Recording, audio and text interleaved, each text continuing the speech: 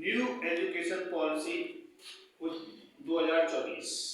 इसमें central government ने क्या बदलाव किया है?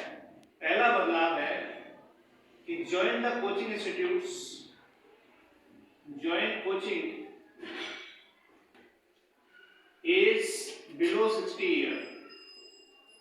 कोचिंग ज्वाइन करने से पहले बच्चे की एज 16 साल से कम नहीं होनी चाहिए। अगर 16 साल से कम है तो वो बच्चा कोचिंग ज्वाइन नहीं कर सकता। यानी 10th क्लास पास करने के बाद ही आप कोचिंग ज्वाइन कर सकते हो, उससे पहले नहीं कर सकते। करते हो तो ये कानूनी अपराध है। इसके पीछे सरकार की मंशा क्या है वो मैं आपको बताना चाहता हूँ बच्चों।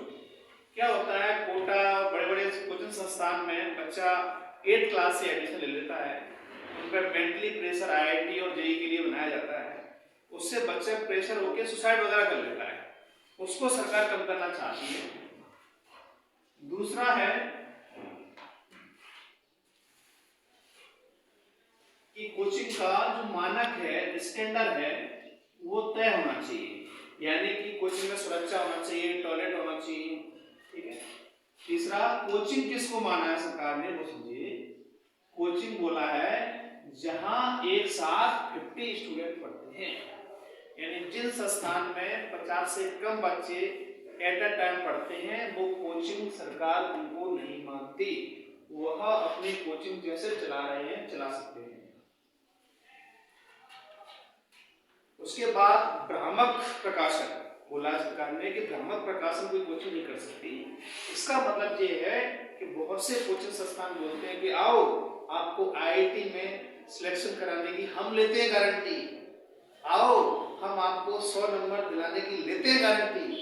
इस तरह के भ्रामक प्रकाशन कोई कोचिंग संस्थान नहीं कर सकती। ऐसा बनाने के ऊपर सरकार का जो मोटिव है वो है कि कोचिंग इस तरह के अट्रैक्टिव प्रकाशन ऐड करके बच्चों को लुभावने प्रकाशन करके एडमिशन ले लेता है और बाद में बच्चा गलत कोचिंग में फंस जाता है। इसलिए सरकार ने ऐसा पॉइंट लिया है।